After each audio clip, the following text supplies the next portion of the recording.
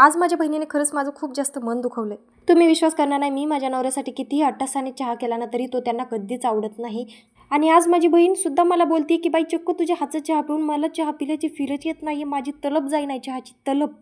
बहीण दोनों की चाय की तलब है कैसी आखिर, मेरी तलब तो कैसी भी चाय पीने से बुझ जाती है.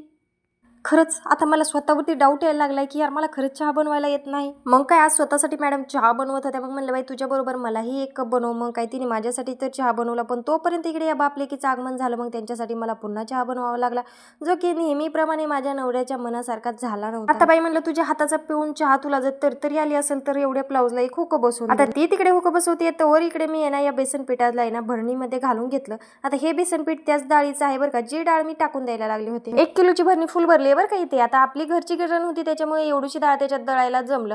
लोकांनी दळून दिली असती की नाही माहित नाही. आज जेवणामध्ये साधं सिंपल जेवण बनवलेलं होतं. वांगे इथे भाजले आणि त्याच्याच बरोबर इथे ना हिरव्या मिरच्याचा ठेचा सुद्धा करावा म्हणलं. भाकरी अगोदरच इथे 2 करून घेतल्या होत्या आणि तोपर्यंत इकडे मिरच्या सुद्धा थंड झाल्या. मग काय लगेच इथे ठेचा रगडून घेतला आणि मस्त इथे ठेचा आपला रेडी झाला. ते बाई तुझ्या पाया पडते पण माझ्याही अवताराचा काही फोटो काढू नको असं म्हणत माझ्या बहिणीने मला कॅमेरा हटवायला लावला.